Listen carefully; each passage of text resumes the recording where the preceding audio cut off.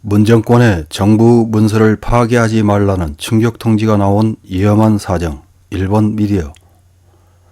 모토 마사토시는 전 주한 일본 대사입니다. 모토 마사토시는 2011년 동일본 대지진 당시 우리나라 사람들의 기부와 구호물품 지원에 대해서 국내 언론과의 인터뷰에서 눈물을 글썽이면서 한국이 이번 지진을 스스로 겪고 있는 것처럼 일본을 위로하고 도와줘 감격했다며 한국 정부와 국민들이 앞장서서 도와주고 있는 것을 잊지 않겠다고 말했습니다.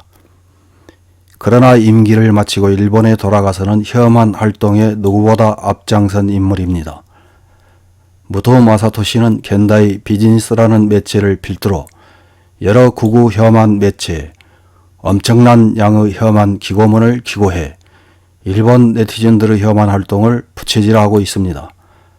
무토 마사토시의 혐한 기고문은 많은 부분 국내 혐한 매체인 조중동 등에서 악의적으로 보도한 기사를 인용하면서 신뢰성을 위장하는 데 문제가 있습니다.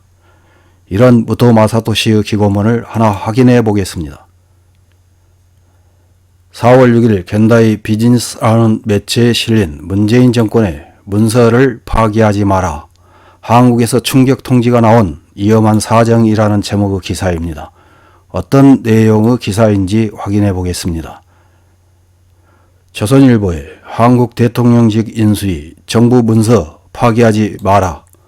민주당 비정상적인 공포정치라는 제목의 기사가 있다. 문재인 정권은 통계 자료를 조작해 문재인 정권의 통치가 순조로운 것처럼 꾸며 자화자찬을 거듭했다. 정권 간부 부정행위를 숨기는 반면 보수 정권의 부정을 찾아내 철저히 따졌다.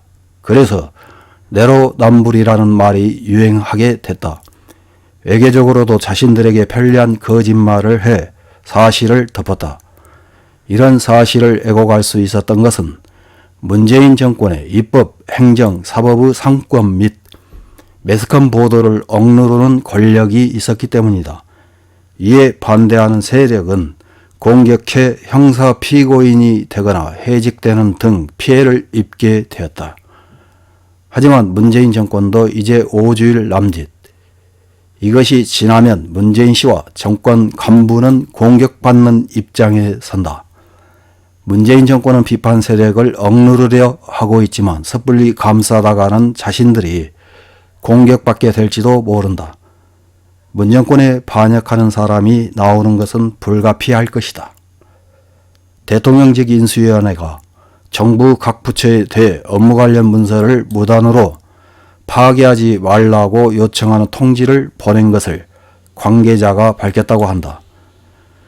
그러자 현 여당인 더불어민주당은 문재인 정권을 적폐로 몰아붙이려는 정치 보복의 움직임이라고 반발해 비정상적인 공포정치라는 반응이 나왔다고 한다.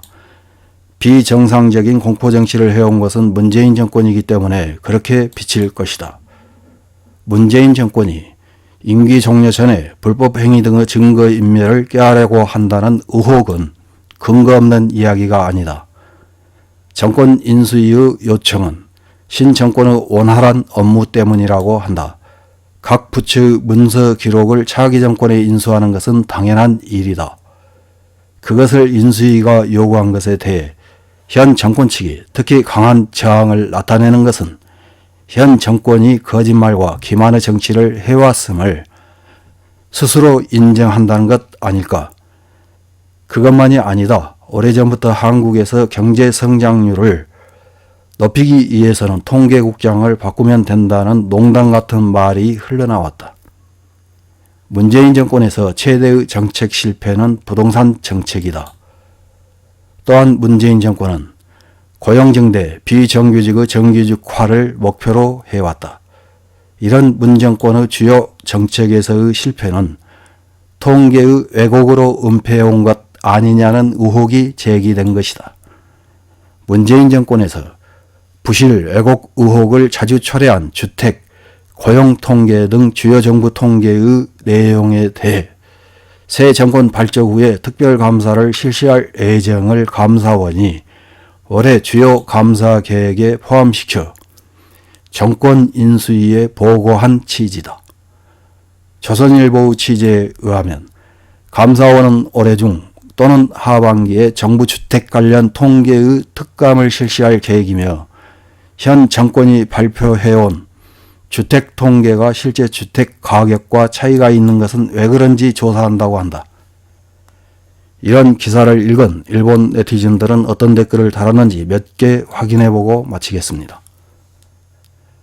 첫 번째 댓글입니다. 한국의 정권이 바뀔 때마다 전 대통령이나 그 측근이 체포되는 것은 놀랍지만 체포될 만한 일을 하고 있는 것은 더욱 놀랍습니다.